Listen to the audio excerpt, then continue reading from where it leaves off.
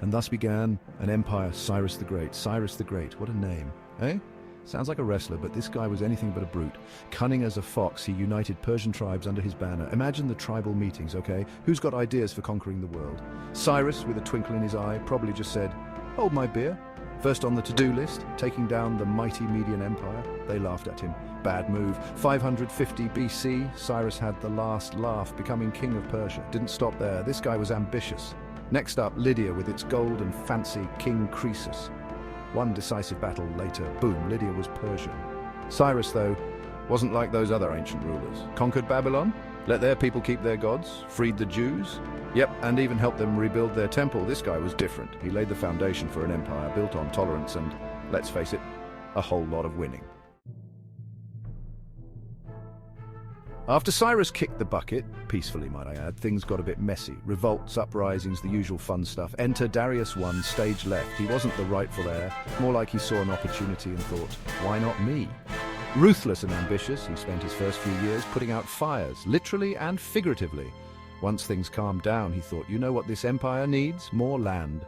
Off he went, conquering lands from the Indus Valley to Egypt. Imagine the logistics. This wasn't a weekend trip to the beach. We're talking thousands of miles, deserts, mountains. Darius, though, was a master planner.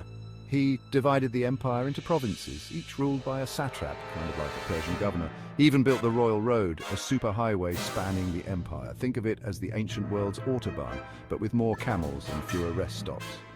Darius, through his conquests and reforms, turned Persia into a superpower. Remember the Royal Road? This wasn't just some dusty path. It was paved, had guard posts, and even a postal system that would make Amazon Prime jealous. Messages zipped across the empire faster than a cheetah on roller skates.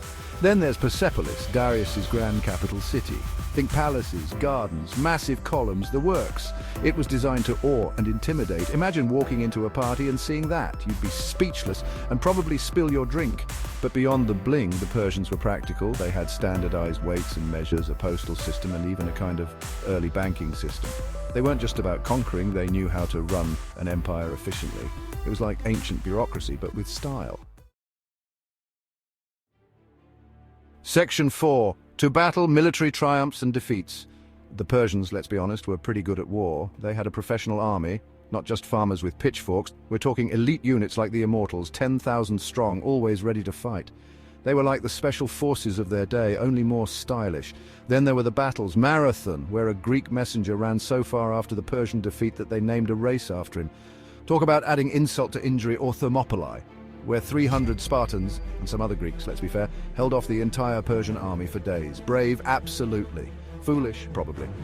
The Persians, despite some setbacks, were a force to be reckoned with. Their military prowess and organization were key to their dominance. Section 5. Living like a Persian, culture and administration.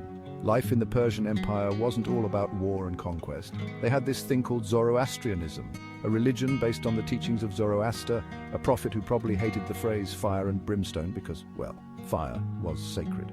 They believed in one god, Ahura Mazda, and a cosmic battle between good and evil. No pressure there. The Persians also loved their art.